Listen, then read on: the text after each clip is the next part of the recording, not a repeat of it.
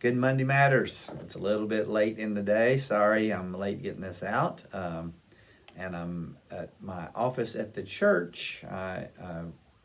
Most of you know I have a part-time position as teaching pastor at Family Worship Center. They're very gracious to have me on staff. I teach on Wednesday nights. I preach probably once every 5 or 6 weeks, and then do other teaching things, teach the staff.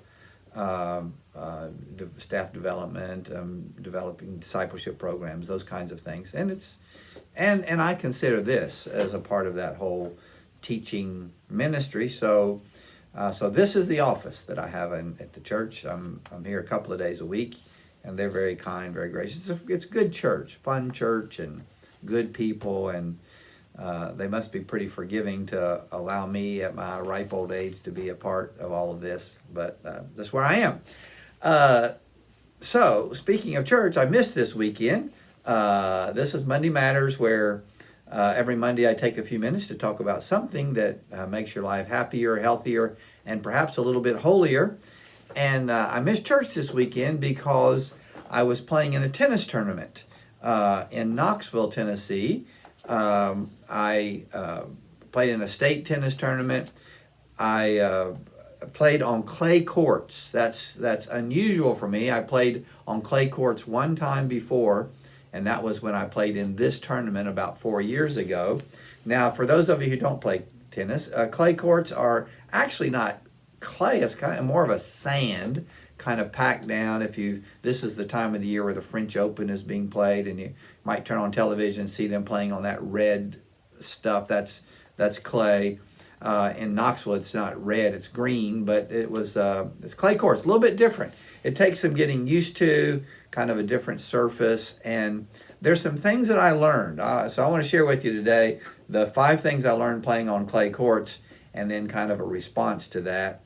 So here are the 5 things I learned playing on clay courts. Number 1, the ball takes crazy bounces at times.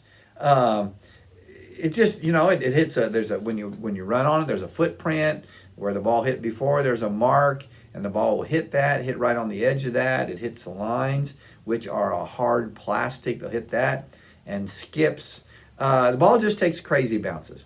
And you know what? Life is like that, isn't it? It just takes crazy bounces. We think we're doing great. We think everything is all right. And then you get shingles, or you get a bad doctor's report, or your kids up and move, or something happens. Just this crazy bounces. And you just have to be able to adjust to that. Here's the second thing I learned about playing on clay courts. It never comes to you. You have to go get it. The ball hits, and you think it's going to bounce back to you, but it has a tendency to bounce up rather than bounce along. And so it takes a long time to adjust that. You can't stand back. You've got to be moving forward. And I think that's true in life. I think that there's something about being willing to engage. I say all the time, I learned in 5th grade science class about inertia, that an object at rest, an object in motion is easier to direct than an object at rest, and God wants us to be moving so He can direct us. Here's the third thing I learned. Your natural gifts are not enough sometime. I, at the risk of sounding a little boastful, I'm fast. That's my gift, to play tennis. I'm fast. I get to balls. Now, let me preface that by saying I'm playing in a 70-year-old class. I'm playing with guys that are carrying air tanks on their back, and and they're on crutches. But compared to them, I'm fast. And on clay courts, that doesn't matter. You have to be. It moves different. You can't start as quick. You can't stop as quick. And so sometimes the natural things that you depend on. I'm just charismatic. I'm just smarter than other people. I just work harder than whatever your natural gift that you depend on. Sometimes there are some circumstances where that's not enough, and you need to do something different. Number 4, patience is not a virtue, it's a must. One of the things I learned very quickly is that the guy that tries to initiate the win first usually loses. You just have to be patient. The points are longer. It takes more time to develop it. You just have to be patient. Keep putting the ball in play. And I'm learning the older I get. That is so true in life. That I need to be patient. And most of the time, God works things out if I would just give an opportunity to. I just don't. I try to jump in and I just don't. So being patient. And here's the last thing. Everybody makes mistakes. The one who makes the fewest mistakes wins. We're going to mess up. We're going to make bad choices. We're going to do things wrong. Everybody does that. But if you can minimize those, if you can be patient, if you can give those things to God, if bad bounces can come and you just accept that and don't let that put you off, if you can not depend on your natural abilities but to trust Him, you'll be okay. You'll do fine. Everybody makes mistakes, but the one who makes the fewest mistakes wins. So those are some things I learned. I don't know if this is connected to that, but I decided to enter into a few days a spiritual exercise of resetting. And so I'm just going to give you this, and maybe we'll talk about it next week. I don't know. But here's what I am going to do over the next 3 days. And I encourage you to think about this. And again, what I'm trying to do is reset, refocus, allow God to speak to me again.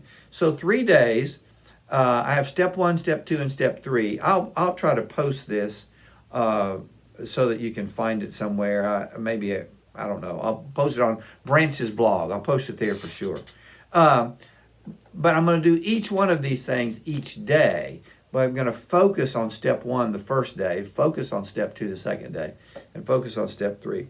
Again, I'm trying to reset. I'm trying to hear from God. And so the first day is the detoxing. It's not doing the bad stuff. So here's my focus for today. Limit devices.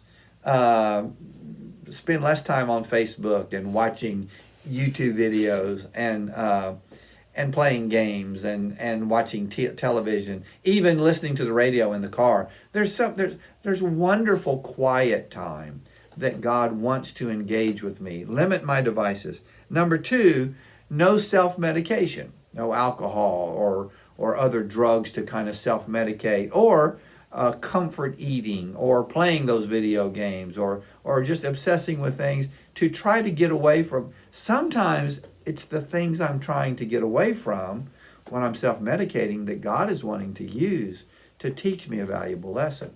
And then number 3, in this first day, no complaining. I'm just not going to complain. I on day 4, I'm going to have a bunch of complaints, but because the complaining takes my eyes off of God. So that's my first emphasis. I'm going to do that every day for 3 days, but the first day I'm going to focus on those 3 things, on that detoxing step. No devices, limiting devices, no self-medication, and no complaining. Step 2, taking in the good stuff. Step 2, early morning prayer. Now I do that anyway, but to be more intentional about it, and more intentional about actually praying, not just Bible reading, not just devotional reading, but actually praying. Number 2, accept what is. Acceptance of what is. Just be present. The serenity prayer. God grant me the serenity to accept the things I cannot change, the courage to change the things I can, and the wisdom to know the difference. There's something about just accepting things for what they are. And then number 3, practice the presence of God. Just practice His presence and be aware of it and see, taking in the good stuff. First emphasis is detoxing. Second emphasis is taking in. And then here's number 3, getting my eyes off of self, focusing on others. Step 3, seek to serve. Just find ways to serve. Number 2, extend forgiveness. All those little petty grudges, all those things forgive on these next 3 days. If I'm wanting to refocus, to recenter, to hear God speak to me again, I can't hold on to little grudges. And then number 3 in this, expect the best. Believe the best. Just believe the best. Believe the best about people, and choose not to